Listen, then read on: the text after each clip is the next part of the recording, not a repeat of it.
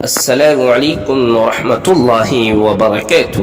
محترم ناظرین، آج حضرت یوسف علیہ السلام کے متعلق بیان کیا جائے گا کہ حضرت یوسف علیہ السلام کون تھے، ان کے والد کون تھے۔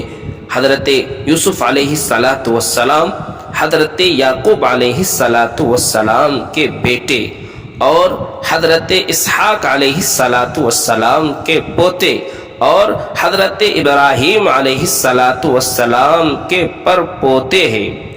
عراق کے شہر فدان آرام میں پیدا ہوئے۔ بچپن ہی میں اپنے والد حضرت یعقوب علیہ السلام کے ساتھ فلسطین آ گئی۔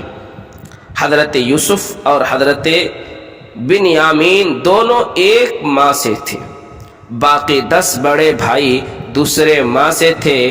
باپ کے دل میں حضرت یوسف علیہ السلام اور بنیامین کی شفقت و محبت زیادہ تھی، جس کی وجہ سے ستولے بھائیوں کو حسد ہو گیا۔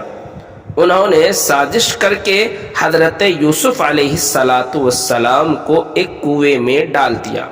اردن سے آنے والے ایک قافلہ نے انہیں کنویں سے نکال کر مصر کے بازار میں عزیز مصر کے ہاتھ چند درہم کے بدلے میں حضرت یوسف علیہ السلام کو بیچ دیا اور شاہی محل میں پرورش پائی۔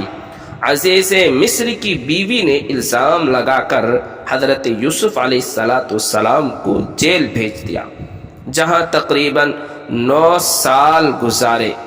بادشاہ نے ایک خواب دیکھا تھا جس کی صحیح تعبیر بتانے اور قحط سالی میں حکومت چلانے کی تدبیر سے وہ بہت خوش ہوا اور آپ کو مصر کا بادشاہ بنا دیا۔ تقریباً 80 سال تک عدل و انصاف کے ساتھ مصر پر حکومت کرتے رہے۔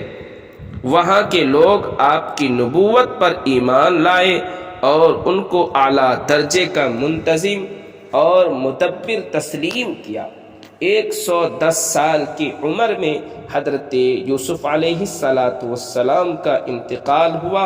اللہ تعالیٰ نے تفصیل کے ساتھ سورہ یوسف میں ان کا ذکر فرمایا ہے۔